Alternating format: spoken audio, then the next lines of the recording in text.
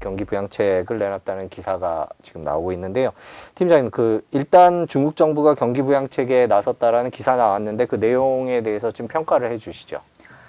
경기 부양책을 일단 두 가지 카테고리로 좀 나눠서 볼 필요는 있을 것 같아요. 중국은 통화 정책을 했는가 아니면 재정 정책을 했는가. 그러니까 정부가 돈을 썼다라고 하면 대대적인 경기 부양책이 맞습니다. 근데 통화 정책은 지금 중국의 경기 현황을 봤을 때 대대적인 부양이라고 보긴 어렵고요.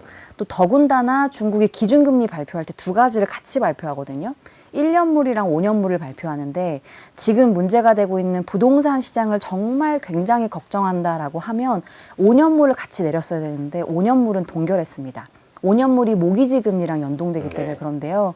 그러니까 지금의 어떤 수수는 모든 것을 다 한 방향으로 부양으로 해서 괜찮아지게 하는 게 아니라 좀 안 좋아질 필요들이 있는 것들은 좀 반영을 해서 이런 것들을 오히려 리스크에서 정리할 거는 좀 정리해야 된다. 모두 다 살려주겠다라는 기조는 오히려 좀 아닌 것 같습니다.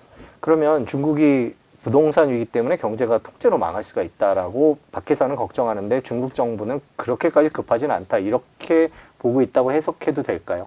그래서 저도 좀 의구심을 갖는 게 기대는 구석이 있나? 네. 경기도 이렇게 안 좋고, 그러니까 기초 체력이 안 좋잖아요. 네네. 그런데 이제 고름을 짜내고 있는 거라 가능할지는 지켜봐야겠지만 일단 정부는 부동산 디벨로퍼 모두를 다 다시 살려주는, 그러니까 이들의 어떤 문제점들을 다시 이렇게 묻어주는 정책으로 가지는 않을 것 같습니다. 네.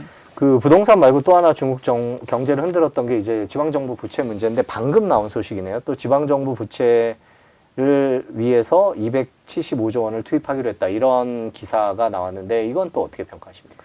지방정부가 부동산이랑 또 고리를 꽤 연결을 떼서 볼 수가 없어요. 결국에는 지방정부도 부동산에서 얻는 수입이 압도적이기 때문에 토지 사용권 매각을 통해서 56% 정도를 들어오니까요. 그래서 지금 주택 가격에서 떨어지다 보니까 결국은 이들이 당연히 수입이 줄어드니까 부채 상환을 제대로 못하겠죠.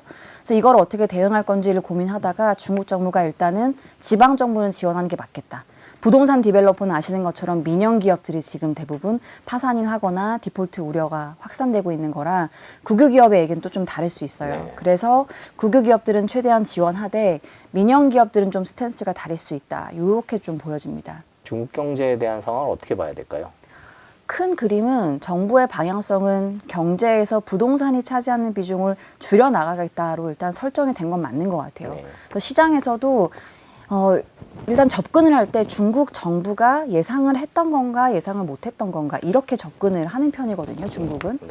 근데 일단 정부에서 아예 인지하지 못했던 상황이 발생하고 있는 건 아니다라는 게 대부분이 공감하는 포인트인 것 같아요. 왜냐하면 이 모든 시작은 중국 정부 스스로 유발한 거거든요. 제가 가장 집중해서 말씀드리는 포인트입니다.